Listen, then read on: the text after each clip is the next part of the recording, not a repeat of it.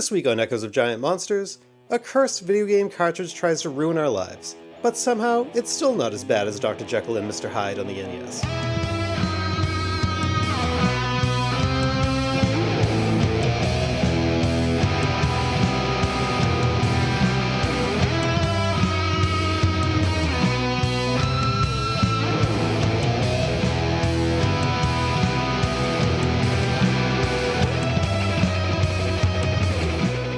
Why hello and welcome to a very haunted edition of Echoes of Giant Monsters.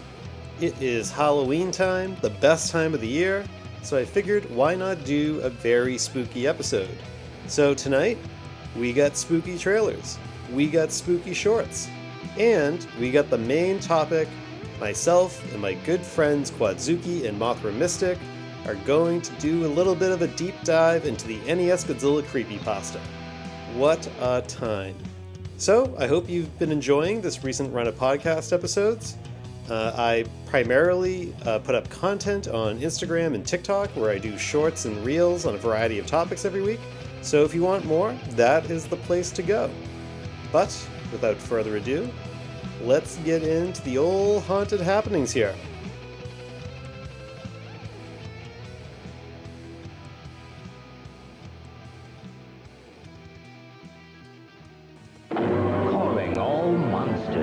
This is the scoop of the century. You know who you are. There's a new guy on the block. Gamera! He's not much for looks, I don't like monsters. but he's got friends. Gamera's a good turtle. Gamera is the friend of all children. Make tracks for Top Turtle Tuesdays in August at 12 noon Eastern on the Sci-Fi Channel. Gamera, see you soon!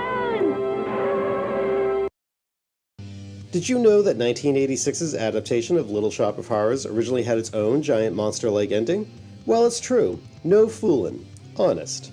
So, hold on to your Outback bloomin' onions and let's discuss as Echoween kicks off. The deleted ending saw Audrey 2 eat Seymour and Audrey 1, and then it and its spawn grow Kaiju-sized, and they conquer the world in a visually impressive and surprisingly dark 20-minute sequence that was more in line with the stage show ending of Little Shop of Horrors. Director Frank Oz described the test audience screenings as a disaster, noting that the test audiences were taken aback by the demise of the two main leads.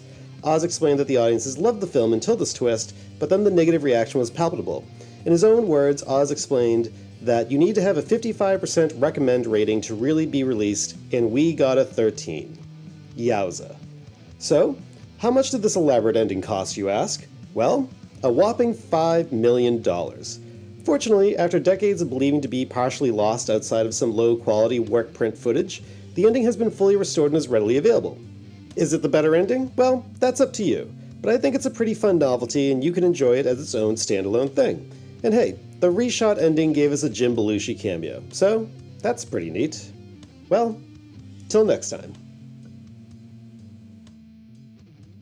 So, friends, here we are on this very spooky edition of Echoes of Giant Monsters, because we're here to talk about creepypastas, but not just any creepypasta, the most relevant creepypasta to this fandom, the Godzilla NES Creepypasta. So, my friends, why don't you introduce yourselves, plug your stuff, how are you doing, and all that good stuff. Quadzooky, why don't we start with you? Hello, I am Quadzooky, and I sometimes review like figures and stuff, and you can find me on Instagram at quadzooky.ig and on not Instagram, TikTok and YouTube at just Quadzooky. So yeah, And, that's about it. And people can hear you from 2 podcast episodes ago. Very exciting. Yeah, it's good to be back. Yes. And longtime friend of the pod, and, longtime personal friend, Nikki, how are you? I'm doing good. You make me feel old. Because it's Long a long time friend of the show. Well, Well, actually, it doesn't has been a long time. doesn't that make me equally as old, if not older? True. But hi. You can follow me on Twitter. Yes, I still use Twitter, but Not so often. Been taking a bit step back from social media, but I do post occasionally. So if you want to see or hear more of me, you can follow me there. Um, it's sometimes on private, but if you heard me from there, just send me a DM, let me know, and I'll add you. It's cool. It's an It's a exclusive selective club. group. Yeah, it's a Exactly. selective group. Exactly. And people can also hear you from about the 5 podcast episodes ago or Yes, whatever it yes. And was. if you're listening to this and you have not subscribed, what is wrong with you? Do it. Yeah, I actually feel like because I do podcasts so infrequently, I will probably do this in the actual intro of this episode where it's like I also mainly live on TikTok and Instagram these days, but I have gotten back into the habit of recording podcasts every once in a great while, in part due to peer pressure from my friends like Nikki and some other friends of ours in our shared group chats who said, "Hey, you should do more of those." So It's so now great to I'm have you trying back to in do. my podcast feed. Listen, So great. it's fun. I kind of missed it. I did kind of miss it because you get to talk about random topics kind of long form, like creepypasta. So, who wants to define what a creepypasta is? Okay. It's like a story you copy and paste, and it's like creepy. So I think creepypastas are kind of like I feel like it's kind of like it's like the very beginning of like internet horror, right? Stories Yeah. that kind of originated Mhm. on the internet. And sometimes they had a creepy image. Ooh. So it like we were kind of talking about this before we started. Like, I kind of remember in the, kind of like in the early days of the internet, it was like I wouldn't call these creepypastas, right? But there was like those like email chains that would get passed around. Whereas like everyone probably remembers like, if you don't pass this on to like 15 friends, like you will like 7 years 15 of bad years. luck. Yeah. Or stuff like that. But it seems from what I gathered, it seems like now in my mind, I feel like creepypasta existed in like the early 2000s, which I guess kind of did. But like I feel like creepypasta was like a thing in like 1999, 2000, but the internet has told me, which is very always reliable, that it's really more of like a later 2000 aughts term, and it's like right, like really the big creepypasta, right? Jeff the Killer. I feel like that's one we all have kind of referenced, like in our kind of Mhm. casual chatting with each other, or like Slender Man, like that's a big like creepypasta, Oh or yeah. God, like what like, but I feel like there is a big segment of it that I kind of grew up with, and I don't want to assume, but I'm going to guess you all probably were exposed to like the more video game centric creepy pastas, right? Like, Mhm. right, like, I think Ben Drowned, that's a big one. That's the Sonic cartridge, right? Oh, Ben Drowned, I think, was some sort of Legend of Zelda. I think it was Legend of Oh, you're Zelda right, you're right. Ocarina of Time. I think. I'm not sure which game. Yes, you're right, you're right. There is a like possessed Sonic cartridge one. I'm not an expert in creepy It is, pastas. I'm I going to think get that these one's half right. Sonic.exe. Yes, that's the one where it like turns into like some like satanic possessed Sonic at the beginning, right? I Yep. have not heard that one. Oh, really? The one Oh, I remember is about the Pokemon game, Lavender Town. Oh yeah. Dude, That's that that's one an oldie. the creepypasta that really did me in when I was little was Smile Dog. Are you guys familiar with Smile Dog? mm, No. refresh. So Smile Dog, so I haven't looked up Smile Dog in years, okay? So there might be some holes in this, or it might be not totally 100% accurate, but Smile Dog was just this scary image of like a front view of or I guess like forward facing picture of a German Shepherd or some sort of like husky. Oh, it was a husky. And it had this weird kind of like mouth that looked kind of like a smile. And the story was supposed to be that they show you the picture, right? And then you read the story and it's talking about how this lady had this image and it made her like go crazy and hallucinate and ultimately she like killed Yes, herself yes, and then it's yes, like and now you've yes. seen it so now you're gonna do the same and it's like oh my god like oh no. There was I think like what's kind of regarded as like one of the earliest creepypastas was like the creepypasta blog about these people like going through like a cave, and it's like the deeper they go into the cave, like um more disturbing things happen to them, like their feelings become like more unsettled, and it's just stuff that it's like I feel like in that day and age of the internet, right? Like 2008, 2009, Hmm. 2010, etc. It's like, it's not like now where it's like maybe I'm just like thinking nostalgic, but it's like I don't feel like we were so skeptical of everything. I feel like we were like obviously we were a lot younger as we're reading this too, and it's like, and I think some of them, if they were well done, we probably didn't really know if they were like real or not. I mean, obviously stuff like Jeff the Killer and all that, like we were probably like, okay, like this is not real. But like some of the more like well done ones, like that weren't so over the top, we're like, oh well, was this kind of real, or was it just like kind of like creepy and unsettling? Like, that was Yeah. kind of my history with it when I was younger. I think before there was like I feel like an actual creepypasta website. It was just kind of like people would make up these stories and would post them just on all sorts of kind of sites or like blogs and stuff. Right. And I think that's just like where I feel like that was like fun and kind of whimsical almost because you're reading this and it feels so real because these people are telling their stories and I think they used to be called copy pastas. I think that's what it used to be. It was like Yeah, a that's what I copy remember. pasta, and then I guess it turned into creepy pasta. Once it kind of really formed, I guess like I don't really know what that word would be. Like once it became like, oh yeah, this is a thing now. These are creepy pastas. I guess they're the internet version of like urban legends, right? Like Yep. all that sort of stuff. So, but Nikki, what was your history with creepypastas? Well, when I think about it, I actually think my very first creepypasta actually was the Godzilla NES one. Actually, yeah, that was probably. I mean, I think I was aware of others, but yeah, this is probably actually the first one I actually dedicated some time to because of Yeah, the because subject I matter. remember after finding that, I think it was Toho Kingdom is where I came upon it. Hmm. And I did digging, and that's when I found out what a copy pasta is. And I was looking up stories.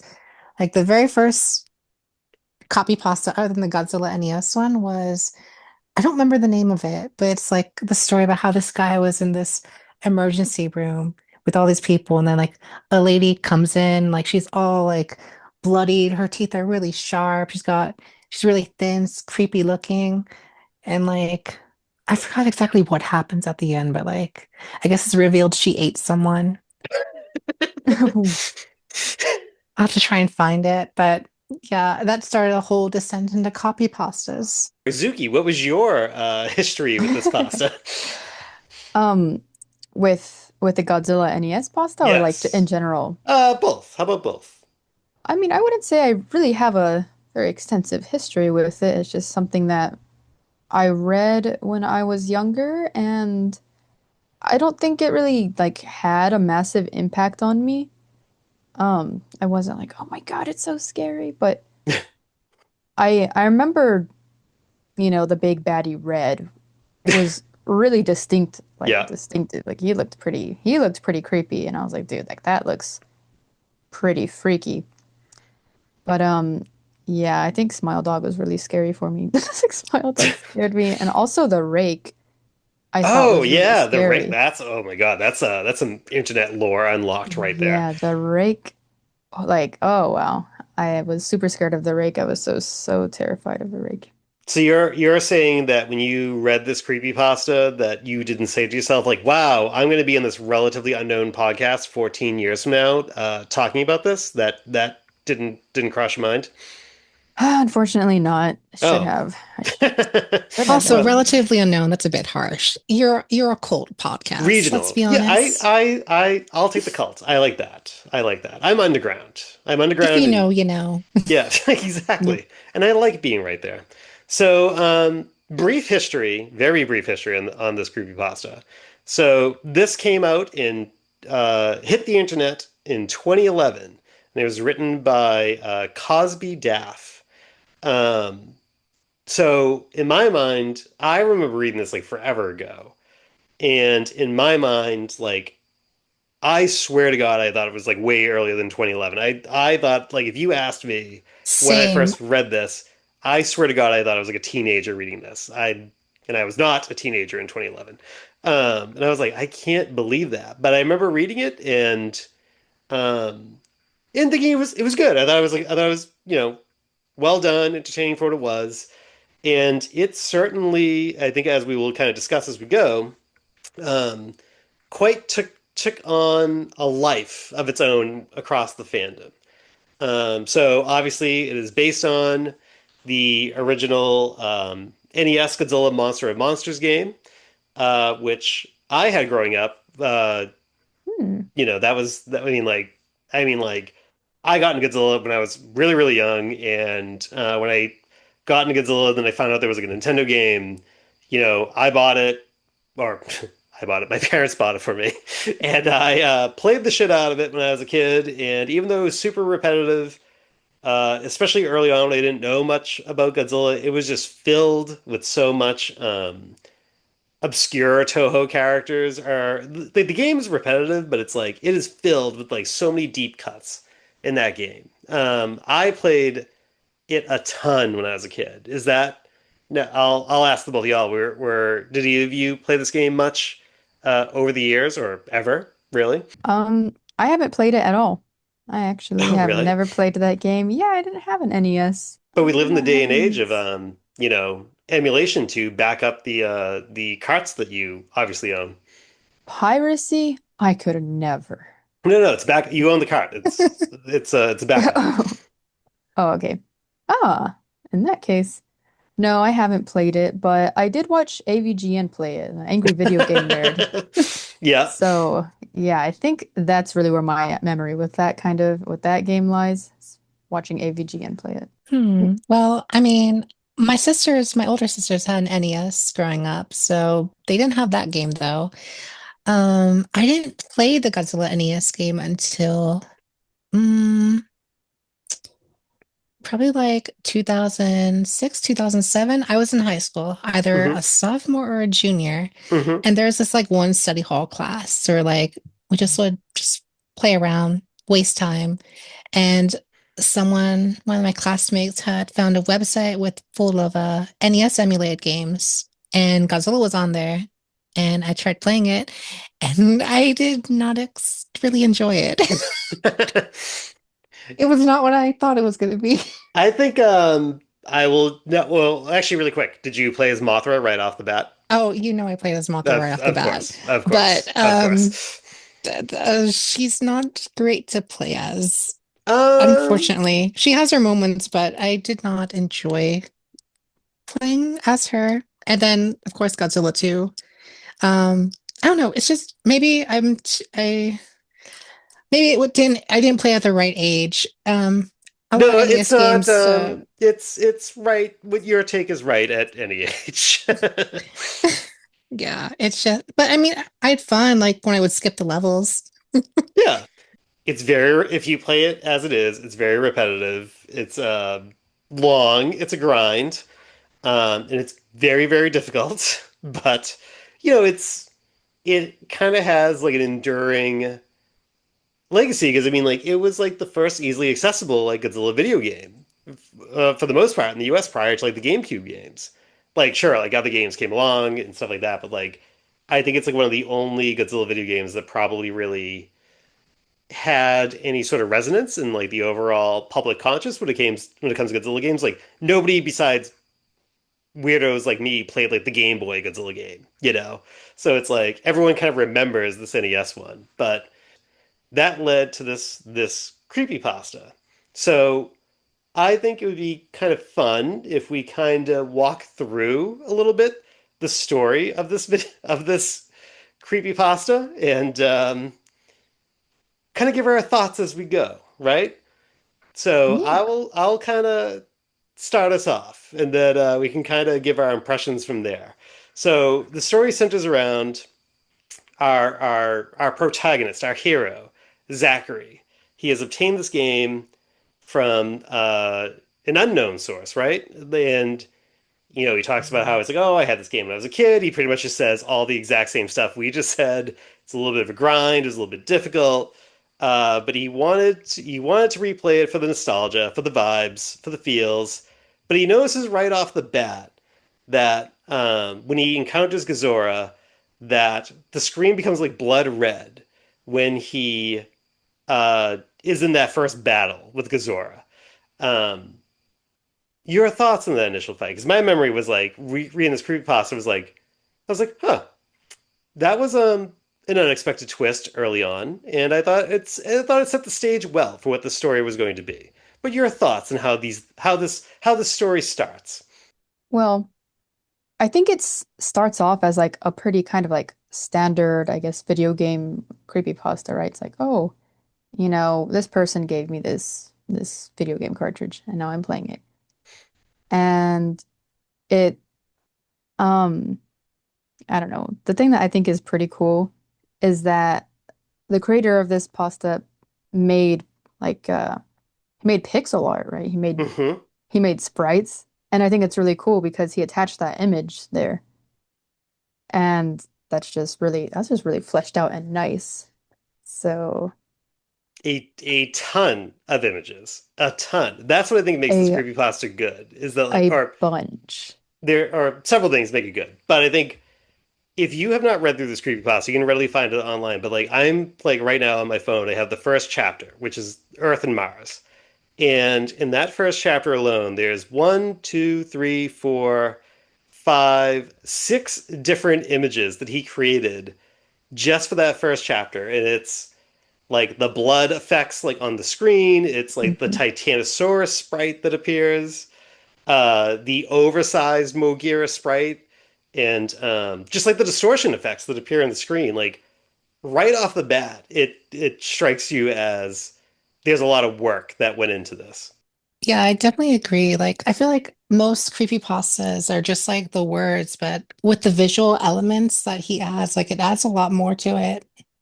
And then when it gets on to the second chapter, now like Biolante appears. Now there's like this like ominous like red moon in the sky. And like it's not like, you've gone through Earth and Mars and now it's like the planet Pathos. And he actually like, really accurately recreated the screens from the game to like type Pathos as like a planet. And this is where we start getting the appearance, and I'm curious to know what your when I read this, I remember thinking it was like, ooh, this is like where we first start to see like the not creatures. Like this is like the not Mogira, the not Gazora. They start to appear. And I remember like looking at these images going like I was like, they're kind of unsettling. They worked for me. I'm curious to know what you all thought as we get into chapter two here. A lot of them are like definitely really unsettling. I mean, I don't know if we're going to be saving talking about it a lot, but Red, nightmare Hmm. inducing. Like reading this at night off my DSi back in the day, the seeing that face pop up, it gave me chills.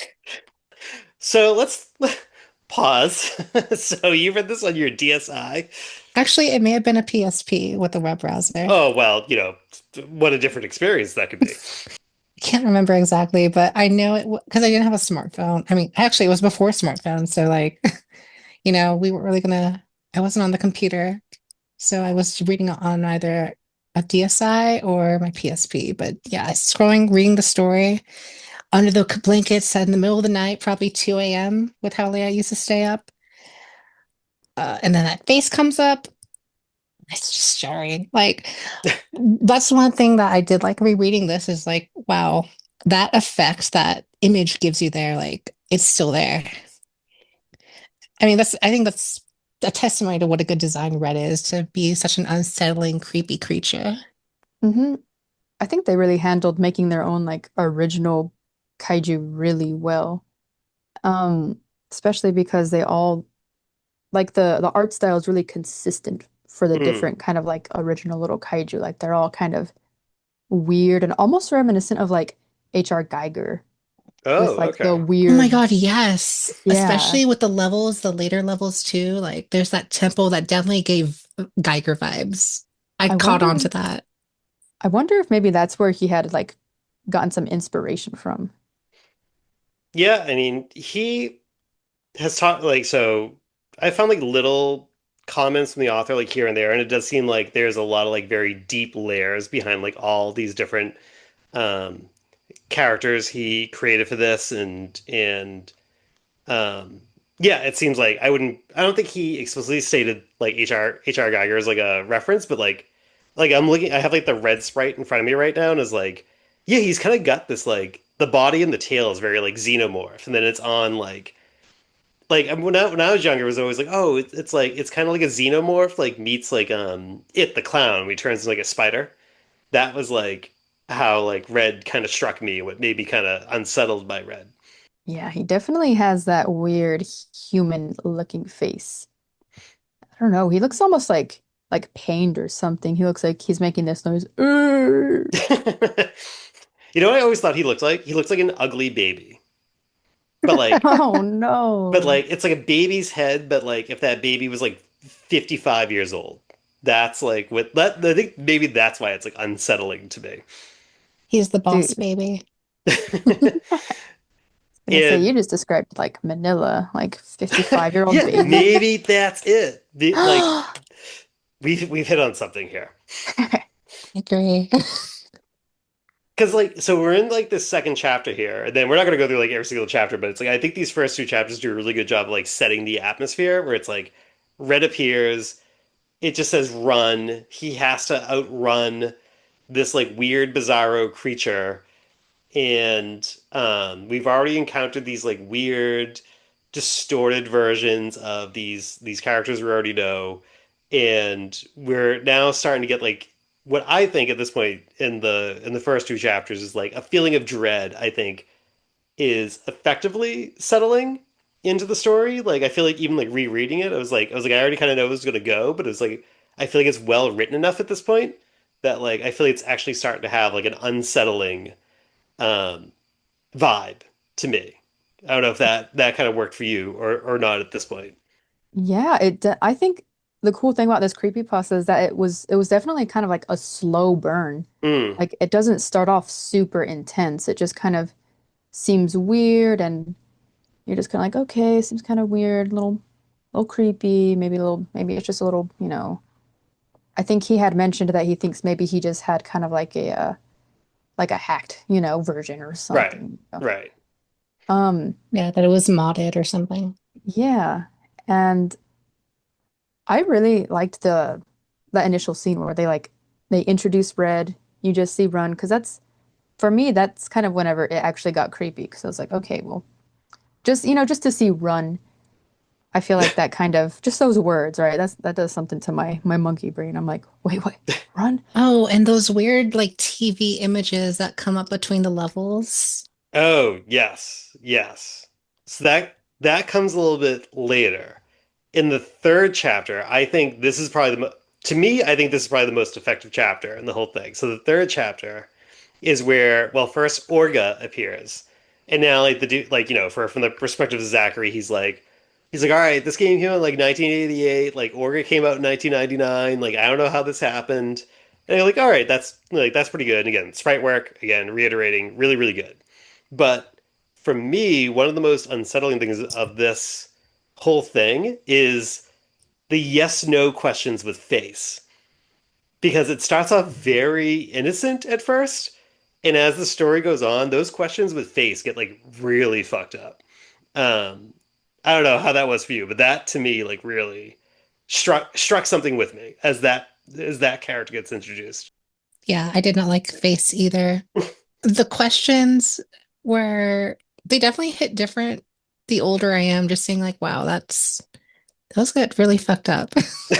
But also just the faces are so unsettling. But they remind me of like, have you seen those charts where like they have the faces and like, like what are you feeling today? Like it reminds me of those faces of like emotional charts, things like Oh that. my Do god. you know what I'm talking Yes. Okay, about? yes, yes. Wonder if I mean I first I thought like that was like direct pictures from them, but I mean clearly there's like some twisted spin on it. So but yeah, some of those faces like I actually would love if someone made like an emoji pack of that we could use.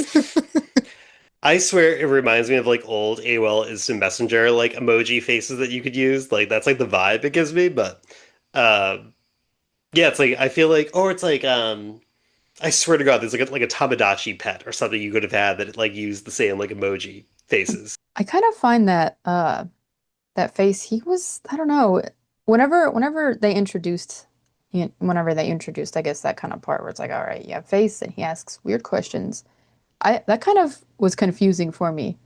I was kind of like, like where are you going with this? Like, why is this a thing?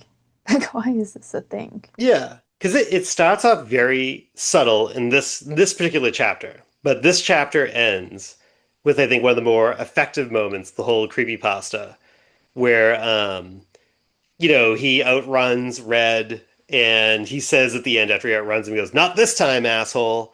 And I think the screen cap that he puts there is really effectively done, and he puts the line where it just says, "And it looked at me." And you just get the shot of Red like facing towards the camera. And I still remember like even reading this apparently in 2011, even though I swear to God I read this in like 1998 or something. But I remember looking at it, I was like, oh shit, that was well done. I feel like now I got to like read more. I think that was like the moment that kind of hooked me on this whole thing. Yeah, that was pretty awesome. It was pretty interesting.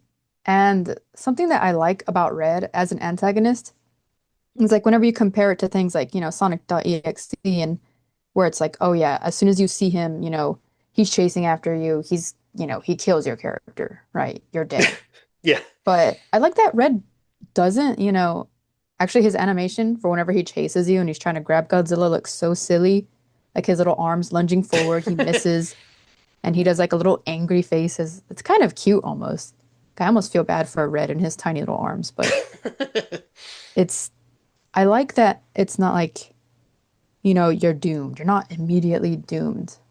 That's something that's kind of cool. It's like the suspense of like, well, where is it going? Like, can Red hurt you? Can Red hurt me? And then, whenever Red's looking straight at Zack, that's like, I feel like that's the first indication of like, this is, it's not just a scary game that he's playing, that it's kind of like involving him directly as a player. It's whenever the game breaks the fourth wall in a way, whenever it looks and it's right. like, hey. Yeah. I think that's also where I started like get the interest into it, that there is like some sort of paranormal, supernatural twist to it that kind of drew me in. Like, so I agree. This chapter really, once that scene happened, like, I mean, I was terrified. That screen cap of him looking at you, like that's the image of Red that stuck with me. Like, whenever I think about that, that's something that just didn't get out of my head. I didn't like. Yeah, imagine if you lingered on that for too long and it actually burned into like the screen of your DSi or your PSP or whatever you were. I'm sure someone's made a GIF of that where like it's looking and it's like blinks, like it like stays still for a long time, then it blinks randomly. If not, it needs to be done because that's creepy. I think like when I first read this, I feel like just the way I happened to scroll, I think I probably just saw the line said "and it looked at me," and I probably didn't have my memories is like the image was almost like a jump scare to me as I scrolled down, and I was like, oh shit, okay, like I'm invested now. And we get to the next chapter, and it's like, my boy Anguirus makes an appearance, which I'm always happy about. Space Godzilla makes an appearance, but we get more questions from Face, where things start to get weird, and plus like levels are like starting to have like unsettling names like Unforgiving Cold and things like that. And Godzilla's like walking through temples where he's fighting like weird creatures. But some of the questions that Face will ask Zack at this point. So like, do you like fish? Yes. Reaction: Face is sick. Can penguins fly? Answer: no. Reaction: sad. Then there's one where it's like, can it spin in all directions? Is it night where you are? These are all things I was like, all right, these things like have no pattern to them. And I found it to be very unsettling and very effective at that point. But we're getting kind of close now to where the story, I think, takes the big turn. And who would like to get into sorry, what are your thoughts on this first? And then we'll get into the big kind of twist on this one, where the game starts to feel alive. Yeah, I was just thinking about how the questions get kind of they take a dark turn, and they take a pretty dark turn, I think, later on. Like asking, Zachary questions regarding like just, various forms of assault and like have you hurt anyone. That's pretty, yeah, that's weird. That's creepy. I mean, two of those questions I kind of thought were kind of NSFW. But maybe they are, because it kind of leads to like the darker like questions I got asked later on. I guess you could interpret them as that, but I mean, you mentioned the what was it? The Unforgiving Cold. Yes, yeah. The one before that, where it's the jungle. I remember those like little deer, those little deer animals. That's another thing that stuck Right. with me. Like in that, how peaceful that scene was, and then like you go into Unforgiving Cold, and they're all dead, and then there's like those kind of raptor looking things. That was another chilling thing that I can remember about it. Just setting up like how like much darker it's about to get. Like I had no creepypasta knowledge before this. I told you guys, so like I wasn't prepared for like how dark it was gonna get. My poor mind back then. Like it definitely. I like just the what was it? Not the was it the Unforgiving Cold? Uh Yeah, where like the deer creatures are like in yeah. the snow and stuff like that. Yeah. Yes. Oh my God. By the way, it took me for the longest time to realize because I didn't realize that the bodies of the like the deer were like there in that level on the ground. And like rereading Yes. this, I was like, oh my God. It's like it's kind of been established by this point, and it's trying or it there's a lot of world building, I should say, it's going on around these Hmm. early chapters where it's like, in the original game, everything you see like is trying to kill you. But in this creepypasta, it's like an actual like living world where some of these Hmm. things are just kind of innocent creatures that are just kind of grazing and hanging out and doing whatever, and like there'll be like these like mini boss fights where like these like the not Gigan, for example, like comes in and like butchers like some of these like other benevolent creatures that you kind of met along the way, and you start to go like, oh, there's like an unsettling world being um built here now, where it's like, you're almost like in this like, in 2011, I don't know if we have the greatest concept of like an open world game, but it feels like the NES version of like an open world haunted open world game at this point. Hmm. Also, not Gigan, one of my favorites. Definitely one of my favorite designs from that. Yeah, that I'll say the original designs in this are like really well done. But I feel like most of the creepy pastas I read at this point in time like weren't really this deep. I feel like this was actually like I feel like they just like really heavily relied on shock value to this point. And I think, to the point someone said earlier about like the slow burn. I feel like this is like where like the slow burn really starts to kind of kick in. And then the player answers one of the questions wrong. Godzilla goes away. You're just left with Mothra now for the duration of like the rest of this world. And he actually like laments about how like shitty Mothra is, kind of like to the point that Nikki, I think you said earlier when you play the game, you're like, Mothra doesn't play that well in this game. And then we get our first like unsettling TV image that you talked about. Do you remember what that first TV image was? Uh, I'm trying to remember. It's not the one with the bird head, right? It's the kid with the bear head licking the ice cream, That's what it was. which Okay. I think is like one of the most creepiest shit I've ever seen. It reminds me of The Shining, the guy in the bear Okay, costume. yeah, exactly, exactly. But this is around the point now where it's like the story starts to take a turn, and I think our recap will kind of slow down here. I think we'll kind of more talk like in broad terms now because now I don't know how this like works for you, but now it starts to get revealed that like Zachary had an ex-girl or had a girlfriend named Melissa who died. So your thoughts when this plot twist kind of comes in? Okay, so we learned that Melissa was his middle school girlfriend, right? Yes, yeah, And she he kept saying had a mental disorder, right? He had a mental disorder that would have her where she'd experience like these episodes where she'd just totally like I guess become like emotionless. And if that like the way he described it to me made it seem like she was just like frozen without emotion for a little bit. And it seems like she was still responsive, but there was, it was, I don't know, so odd, so strange. But eventually, after one of these episodes, I think she runs into the road and gets ran over crazy style by a vehicle. So, Not crazy style. Gundam style. crazy style. Oh my God. Well, I mean, about that, rereading this here, that kind of took me for a loop because from what I remember, the creepypasta I read for this way back when is that Melissa wasn't in it. The version that I remember reading, I mean, maybe I'm misremembering it. Maybe I read someone who put their own spin on it from the copy and paste. But it was a guy friend, and like he had died, and it was his game, and he had come across it. And so like the story ends up being it's not Melissa, it's like his guy friend. That's what I remember. So like getting all this Melissa stuff. I mean, it was Melissa. He was like Melissa. He had the disorder. She would freeze, but like it was a guy. So that was interesting. You and I were talking about this before we started recording, is that like I also kind of had a memory of reading some sort of different version of this creepypasta where it's like I didn't remember the story taking this turn. And I don't know if like we have kind of created, like I said it before we started recording, it was like, have we created our own like Mandela effect of like of this creepypasta, and now it has like my own mind going, did you and I like create our own version of like this creepypasta game like in our heads, and that's like kind of what we're talking through now.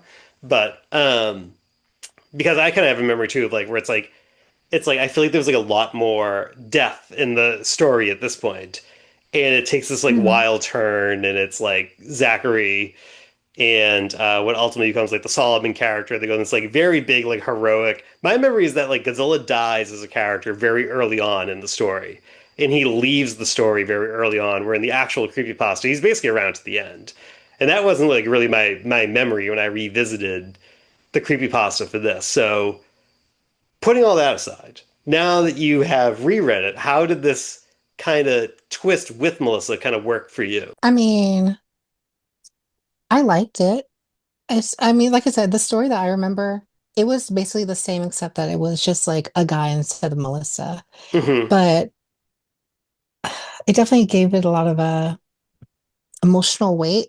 Like Hmm. no matter how you look at it, a dead friend, like having a connection to this game. Like, I mean, maybe being empathetic about it, like you kind of put yourself in their shoes and like how that would feel just knowing that this is all going on, especially deeper as we get into the game, like what ends up happening, what like how the game affected the friends, you know, you kind of feel for it gives it emotional weight.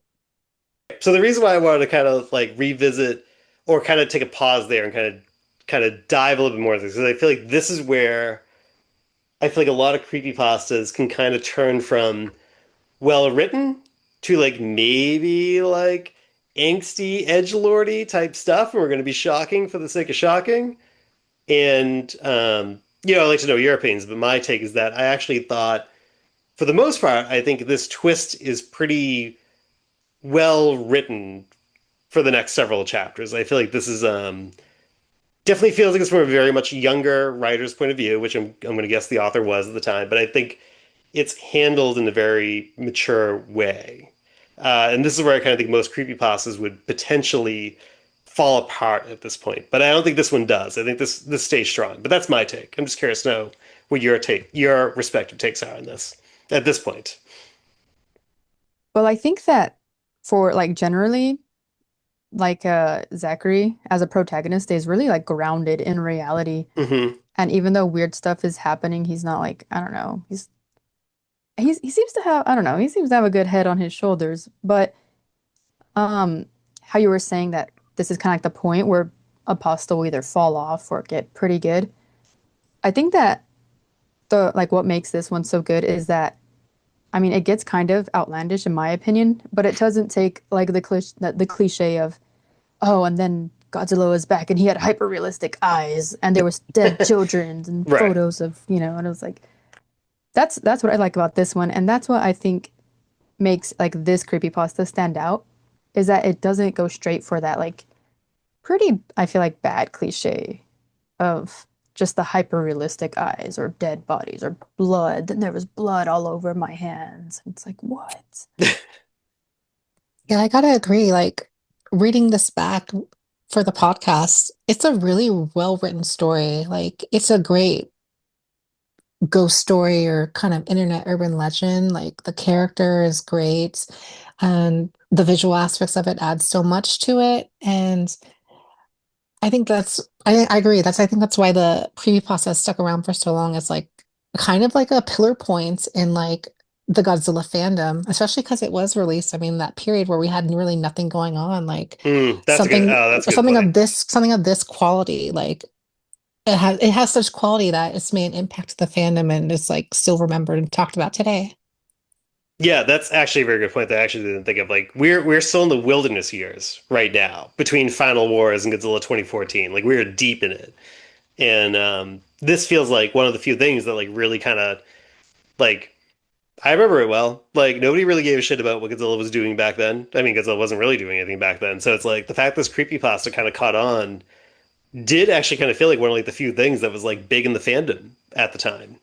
And and I'm like again, like I'm kind of like scrolling through the chapters now, like as we talk, and it's like, there's the overarching story now going on about like Red is like saying these like really messed up things to Zachary in the game, and like he's saying how he possessed Melissa and killed Melissa. But like while that's going on, there's like these like little side things going on. Like there's like these screen caps of like these like little innocent looking creatures that are just like jumping off a cliff like to their death, or it's like they're getting eaten by other creatures. And I remember like now reading it, going like I was like, oh my god, I was like we are deep in the thick of things right now. But then Solomon comes along. Your thoughts on Solomon? He's the bestest boy. Oh boy, okay. I think he's adorable. I know he's all demon demonic, but I don't know. Something about Solomon, I get good vibes from him. Still the best since 1973, according to the one few unexplained things of this creepypasta. That's right. I forgot about that. Hmm. Interesting. Maybe he's the spirit of another person who played. Maybe. I don't know. Maybe he's Milwaukee's best. Like, what is that? Miller Lite, Coors Light, whatever. But Zuki, your thoughts on Solomon? I think Solomon looks like a Mothman. So He does. You're yeah, right. he looks like a Mothman kaiju. Like that design is just freaking cool. It's nice. It's awesome. That's what I think about Solomon. Yeah, He's so Mothman. I guess I'm gonna have the contrarian take here and say like when Solomon, I'll say the first time I read it when Solomon came in, I feel like Godzilla and Mothra took a back seat and Anguirus took a back seat, and like Solomon kind of came in and I was like, oh, he I don't know him. He looks like I wasn't thinking Mothman at the time. I was thinking of the Shogun Godzilla figure from like the 70s that's like really ugly and hideous. He just kind of reminds me of that with wings. Oh, no. He That's not always what he reminded looks me, like. and I always got the vibe from like, remember that Disney show Gargoyles? Oh my God, Oh yeah. yeah. I love Uh-huh. gargoyles. That's the vibe he gave me. Yeah, I could see that. He's actually kind of gargoyle-ish. So I guess I'm alone on the Shogun Godzilla take. Yeah, I think you are. Listen, Sorry. it takes courage. It takes courage to stand alone. But he grows on me as like the story goes because like now rereading it again, I swear to God, I think I'm with you, Nikki, where it's like I swear to God, I read a different version of the story where I feel like Solomon takes like a bigger role and the rest of the characters take a back seat. But rereading it, I was like, no, they're all he's like just kind of introducing like they're just like a band of heroes trying to work through this and like um the one character that didn't really resonate or that I didn't really get was like the last hero character at the end, like Acacius. I don't know if that's the right way you would say it, or Yeah, it's Acacius. something like this, like a case. I honestly don't really know how to pronounce it. Yeah. Yeah. So we'll all say it different ways, and we'll all just hope one of us is right. A I feel like case. Acacius is right. Oh yeah, Cassius. That was like the one character that didn't like really land for me because it's like I don't like when stories like you have all these characters you get like attached to, and I feel like Solomon's in the story for so long, and then like another character kind of pops up at the end and just kind of does like the big hero work, and that's like what Cassius, ACDC does at the end, and I was like, oh, that was a little unfulfilling, It's the but Deus Ex Machina of the story. yeah, because like we get like that one chapter before where it's like it's Yeah. um, trapped in its own like little hexagram or whatever, and apparently, Cosby Def, I guess, said somewhere that that character is supposed to represent race that I guess I may get this slightly wrong, but I guess that character is part of a race that oversees the game. And if the game gets too far out of bounds, it comes in to regulate things, which does not make a whole lot of sense to me. Hmm. Oh no, that sounds like something out of Evangelion. That sounds like really interesting to me that he's kind of like, all right, things are getting like out of hand. It makes me kind of like wonder what like really what's going on with the game, you know what I mean? And like with this world and Yeah, because like, I mean, I don't know about you guys. I always interpreted face as like a literal face that Red is putting on to like get to Hmm. know the player. And that's why, like at the end, he goes like, "I Hmm. know you," because he's like gone to answer all Oh. those questions. But like maybe it's like another entity that like is seeing like trying to see if he's worthy of like being able to get assistance from Acacius later on. Or I mean, I don't know. That's kind of how I was interpreting it, or two ways I was interpreting it. Hmm. Zuki, how did you take that? Well, I mean, I always took it really literal and just thought all of these characters are just like different individual characters. But to like how Nikki had just said, like that face is like just like one of the faces of Red, that it's like Red getting to know Zachary. That's pretty Hmm. crazy to think of. And he's literally called Face, right? Like this is just like a mask that he's putting on. That's just crazy to think of. Like Red's so evil, man. Well, I like how Zachary's Playing the like, I don't mind really know what to games. call him, so I'm just going to call him Face. But Yeah. I didn't Face. actually think Face was an extension of Red. I actually thought, in my mind, or my read of it, I thought Face was kind of like a, almost like kind of like a trickster type character that kind of like, maybe was like in allegiance with Red, or like I thought Red was just Red, like just like brute force, like just evil character. They thought Face was a little bit more like the pot stirring demon character in the story, and I kind of thought like I don't know, it's like I almost like kind of read the story as like being like it's like a weird like purgatory type tale, and like I can all see these that. characters like trapped and Hmm. like they're all like kind of like in hell together and all this stuff. Yeah, and then we know like Solomon was like in league with Red till like he broke free. Right, right. Definitely giving like a Lucifer kind of thing going on. Hmm. So we get to the kind of the end game here, right? And I think this is like probably the part like where I think here as we approach this end part, like does the creepypasta does it stick the landing or does it fall off here in the end? Because we have like these kind of like shock moments at the end. Like Melissa reveals herself to be like this angel that's in this cemetery trapped in this game. Red eats Mothra. Then Red eats Melissa. And then we kind of have like the big last stand. But I think one of the more divisive parts of the story is like, where it feels like Zachary's getting close to overcoming Red. Red takes control. Like he basically comes with the game and he like possesses like or not possesses, but like clamps like Zachary's heart, right? And he feels like his heart is like stopping. But still the computer is like taking screenshots of the game that he hasn't hooked up to. It's just Oh doing it yeah. it's on its own. So I guess I mean I kind of kept like throwing it to you guys to start here, but I guess I thought this was I thought the ending was overall okay. I don't feel like it got too shock value-y. But I thought it gets a little it feels like a little rushed almost, right? Like we're just like, oh, listen, we got to wrap this up. We got to create some tension. Like so, Red's grabbing my heart, but I'm going to explain away that like the computer's still taking screenshots, and um, this other angelic kaiju thing is going to come flying in and beat up Red after everyone's been eaten, and we're all going to get revived, and all's going to be good, and Melissa's going to say goodbye. And we're all like, it felt like you just kind of like it kind of hits that ending really fast. Was my kind of takeaway from this reread. Yeah, it seems like there was kind of almost like this whole like through the whole story, there was a lot of world building and just kind of like a lot of build up to get to this end that really it felt pretty darn squished, right? Hmm. It definitely I would say felt rushed and I found it to be not yeah, like not incredibly satisfying either. Like it was like, and then now we have this character, and then this is that happens, and you're just like, okay, like and that was fast and kind of underwhelming. Like I was like, well, Yeah, I and kind of agree too. Like in hindsight, it doesn't, I mean, it does feel kind of rushed, which is funny because like so much is fleshed out in the story. We build so much, and then like, you know, maybe the author didn't fully plan out the ending, and like last time it was there, it's like he didn't know what to go. I mean, no offense to him. I mean, I mean, it's an okay ending, but like, Yeah, yeah. you know, after all the setting up, I kind of hoped that, there'd be a more fulfilling ending. Yeah.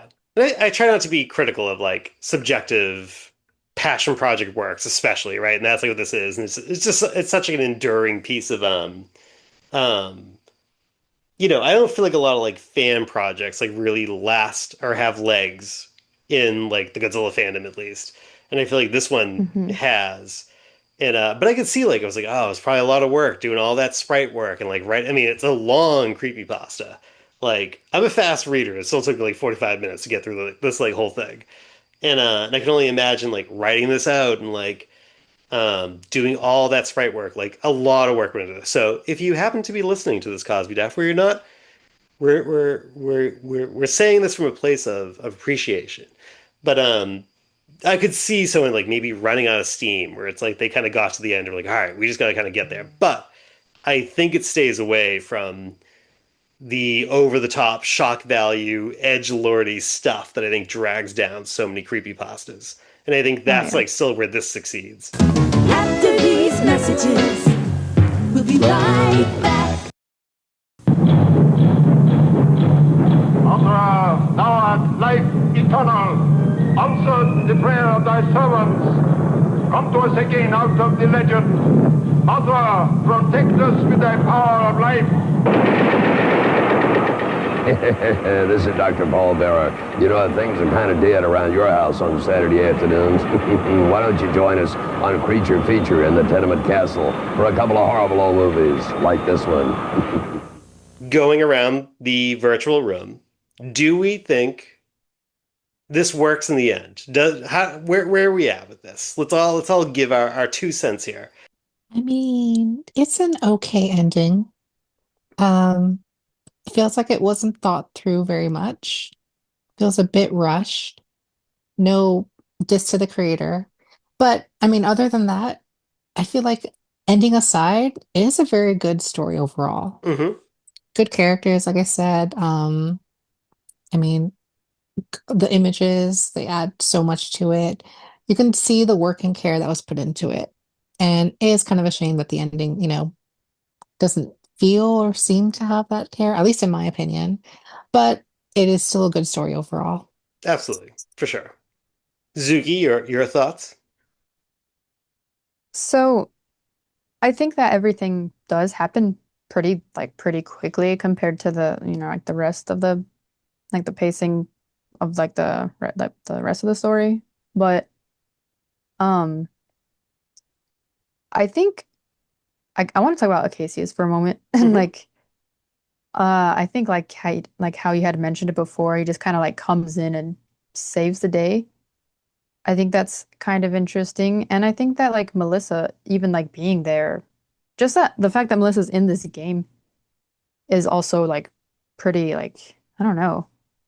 I think that I don't know. The cool thing about the ending to me is that I feel like it just seems so personalized. Yes, yeah. Like I don't really understand what's like the point of what like all of this is. I guess that's kind of where I'm left. I'm like, well, what was the point of all this? And I don't even really mean that and like in a what's the point of this story? But I mean like why does this weird freaking copy of Godzilla exist? That's like what are they doing to Zachary? You know what I mean? They're like, oh look, like they're really playing with his emotions. And I don't really I don't really like how Red kind of I guess like drew it out. Not really drew it out, spelled it out by being like, I was the virus that was inside of Melissa. Right. Unless he wasn't. Maybe he was just saying that.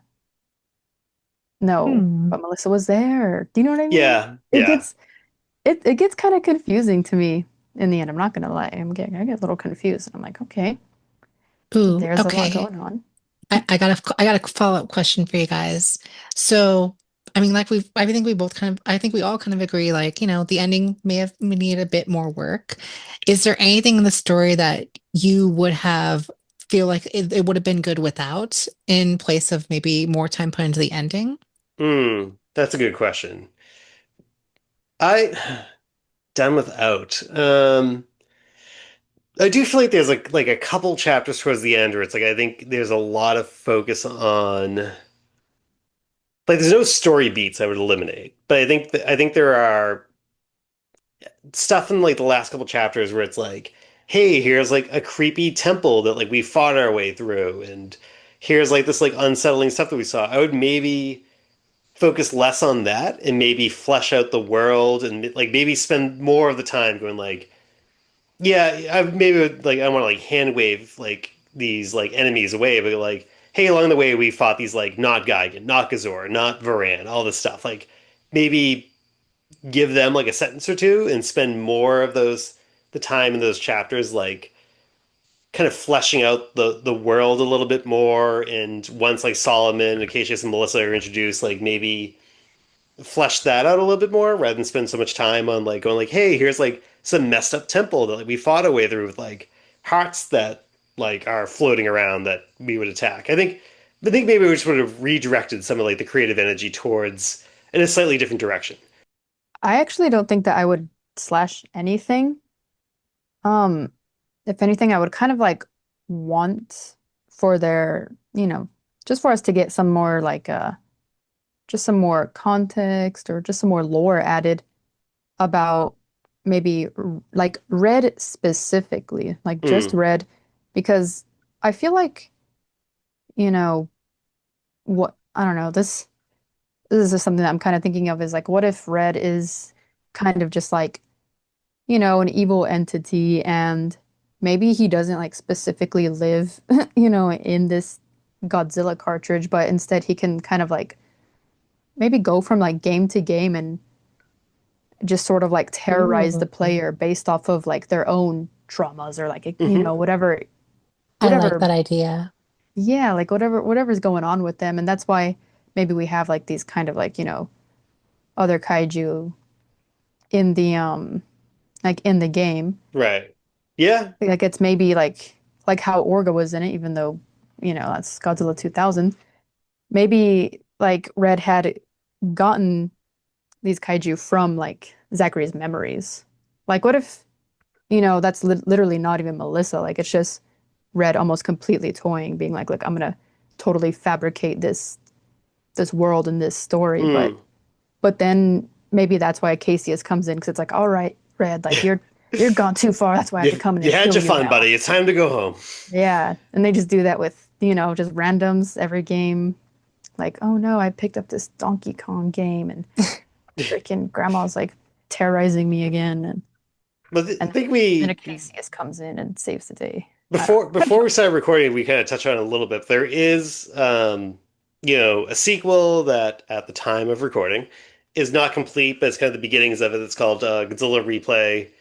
That I think kind of touches on some of the elements you kind of thought of there, where it's like this other player or other person, he's bought the game um, off of Zachary on eBay, and the story's only kind of like a third of the way through, and it seems like it's kind of been on hold since then. But um, it seems like that person is having the game kind of tailored to his own experiences, and the game is different towards him, which I think is a really interesting concept. But hopefully that gets finished at some point. But it seems like it's kind of probably not going to get finished. But Also, speaking of the ending, what that epilogue, this guy goes through this terrible, like traumatizing paranormal experience on a video game and he decides to sell it on eBay. yeah, That's that feels that's like the messed up. Ring type stuff where it's like you got to record a videotape and send it on. Like I I mean, I've told you guys like I'm practicing witch. I have some experience with haunted objects and ghosts and things like that. And like when people experience like paranormal activity with an item, they just want to get rid of it. The last thing they want to do is go on eBay and sell something. Like, Right? You gotta I pay thought for that was shipping, funny. you gotta calculate the shipping, and you gotta package it, and you're like, what if you get a bad, what if it's damaged, you get a bad review? It seems like a lot of work.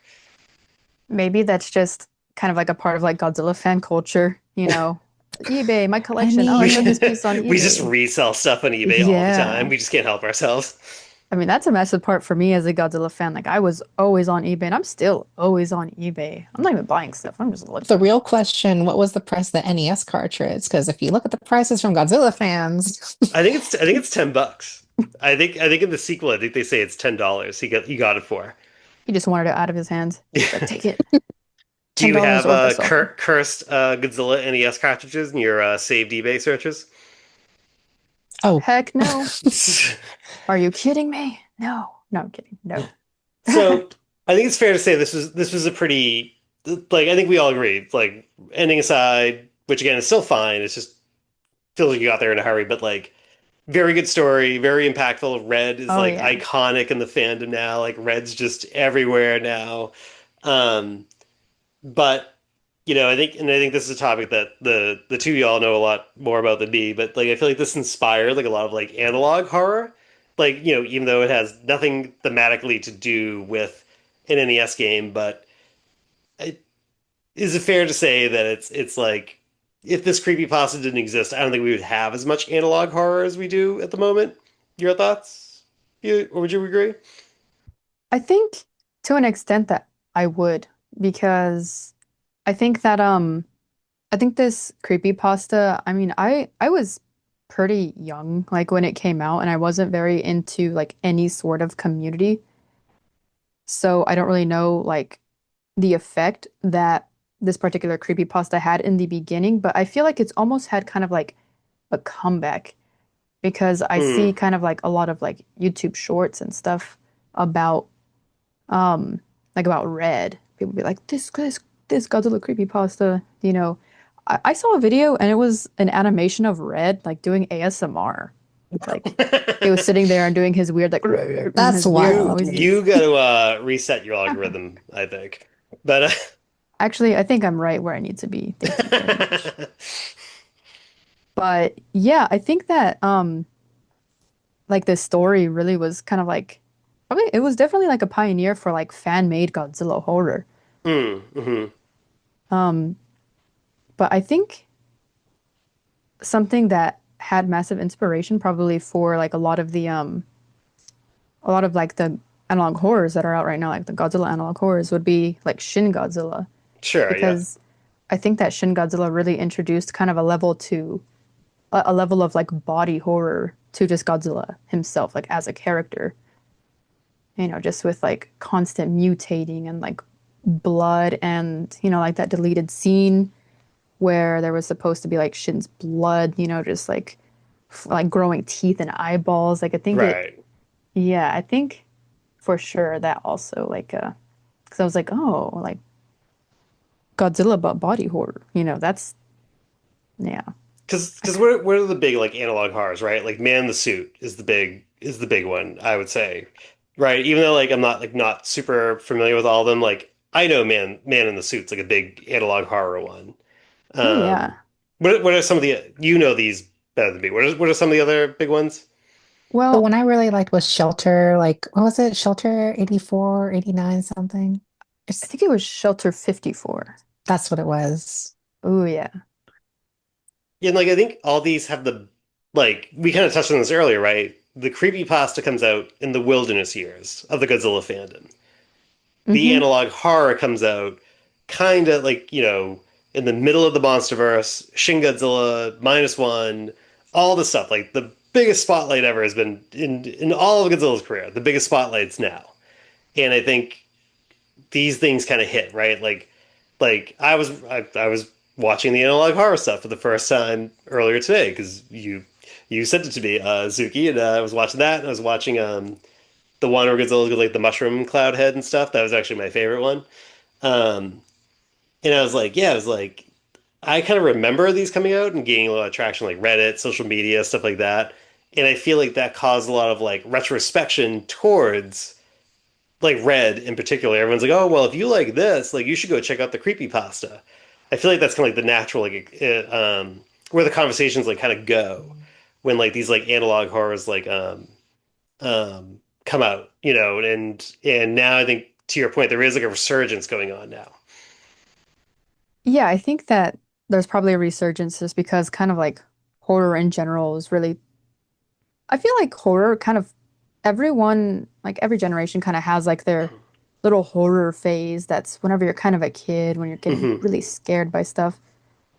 And I just kind of wanted to point out something that kind of like differs, like the analog horror, um, like the fan-made Godzilla stuff, right? The Godzilla analog horror stuff from that creepypasta is that like that creepypasta is incredibly well written and like at the time when it came out, that was whenever, like it felt kind of real, possibly, for many readers. But whenever you go into like an analog horror video, like it's really recognizable. Like you're like, okay, like this is another analog horror. Like here's what I anticipate. Oh, maybe some oldies kind of music, maybe some scary face, you know what I mean? Oh, the eyes are big. One thing Oh, everyone's it's going to stop scary. doing is using that VHS grain filter, like the one that's like the squiggly VHS lines. Everyone's going to stop using that. That like I feel like everyone I watched had like that filter on it. Everyone's going to stop doing that at this point. Oh my God, Yeah. no. There's like one creepypasta video that I saw. I don't remember the name, but it was like clearly whoever made it, like not, it wasn't a creepypasta, analog horror. Clearly whoever made the analog horror was not around when analog was a thing because they had the character in the analog horror put the VHS tape in the wrong way. They put in this like they they put the long ways in first. Wait, or not the long. They put the way you usually put it in, they like flipped it around and like they put it like on the side, the skinny part went in. Oh my If you're gonna get God. it into Oh the my gosh. VCR and it was playing on the TV, it's like, oh, okay, that shows the age of who made this. I feel like the appeal for a lot of the Godzilla analog horror, I guess, kind of like series or yeah, little worlds are I feel like it's more so almost like literally the Godzilla character. So like for Hmm. Godzilla Bloodbath and that Mushroom Cloud Godzilla, I feel like there's a lot more emphasis on just like the creature design. Sure, yeah. And that's something that I really like. Like if it's a lot more, I feel like of a visual storytelling thing.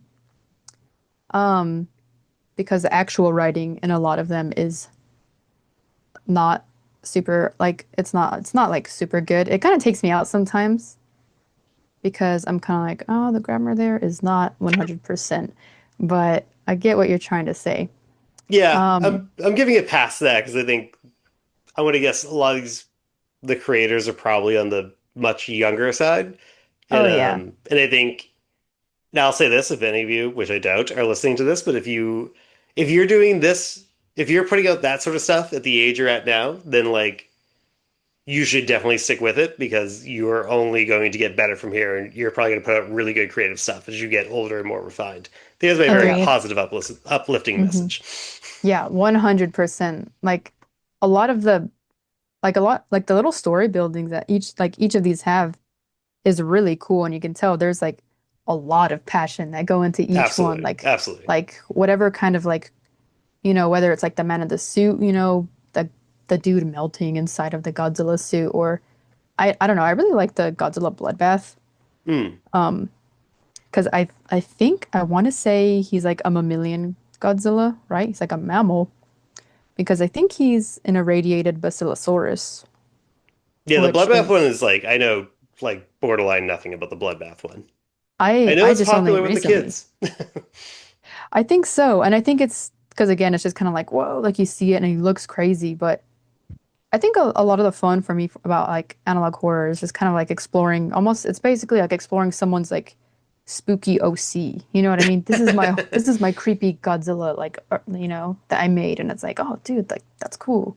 Yeah, That's freaking awesome. yeah, In hindsight, I feel like even with this, if this creepypasta didn't exist, I feel like analog horror in the Godzilla fandom would have come anyways, just because of how sure. analog horror, like analog Yeah. horror has like exploded the past couple years. I mean, with the back rooms and all that. Oh, God, yeah. But I definitely do just think it's given people an outlet to like do the creative ideas that they have on their interpretations of what Godzilla could be. So I don't know. I feel like the stuff would have definitely thrived like in those wild years where there was no Godzilla content. Like, I imagine if we had all this stuff to create analog horror back then, like what people would be putting out. Oh my God, yeah. Like Blender and like all that. What sort of analog horror you would make? What would your scary Godzilla creation be if you had to make something? Whether it's a creepypasta or just maybe a... I don't know what it would be, but I think if I was doing an updated creepypasta, if I was doing a sequel to the NES creepypasta, I would have it take place in the Super Nintendo Super Godzilla game. And I feel like that is rife for creepypasta material. Like, I don't know if you play it, but like you could have Godzilla walking through all sorts of weird, messed up environments in that sort of creepypasta. And you could just revisit the same story, but do it with 16 bits. Yeah. Okay. Well, I do have an idea for a Mothra analog horror. Go on. But maybe I'll save that for after the pod, off the mic, because who knows? Maybe something can come out of it. Maybe. Actually, yeah. I don't want anyone to take any idea that I'm gonna. Yeah, exactly. I'm gonna think. No, I'm just kidding. No, but actually, because I was like, earlier I had kind of a cool idea, and I was like, ooh, I kind of want to mention that, but then I was like, wait, but what if someone makes it? What if someone makes it, and then I can't? No, we're on a cult podcast. We got to be careful about what we say. You never know who's listening. So, anything else we would like to cover here? I think we're good. Yeah. Plot twist. This whole podcast was a creepypasta. So, with that, goodbye. Share it or you die. Oh. Pass it on to 10 friends, or else. Hello, and welcome to the Creature Double Feature. This afternoon, find out who will be the victor when vicious monsters engage in a fierce and bloody battle in Godzilla's Revenge. Then at 2:30, a world-famous diamond detective encounters a gigantic jellyfish in Dagora, the Space Monster.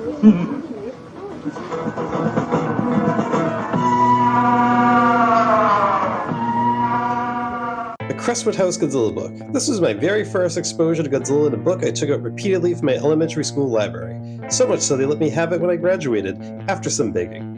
Published in 1977 and written by Julian May under the pseudonym Ian Thorne, May had been in and out of the sci-fi writing game for about 20 years at this point, and wrote many of the original Crestwood House books. The book itself covers the Showa era in broad strokes up until Godzilla vs. Mechagodzilla, with some references to Rodan, Mothra, and Varan, who is described as doing naughty deeds.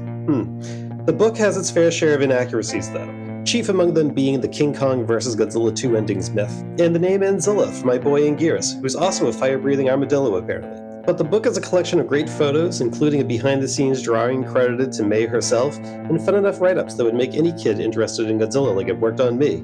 So I'll leave you with my favorite line from the book. Movie monsters that make a lot of money never die, and Godzilla is a blockbuster. Well, I hope you enjoyed this special Halloween edition of Echoes of Giant Monsters. I again want to thank my good pals, Mothra Mystic and Quadzooky, for coming on. It's always a grand old time. And yeah, if you want more content from me, I post regularly on Instagram and TikTok. Both of those are at Echoes of Giant Monsters. And yeah, have a good Halloween season. Don't overlook the mounds. Everyone likes the Almond Joys and the Reese's Cups, but you know what? Mounds are sleeper Halloween candy. With that, goodbye.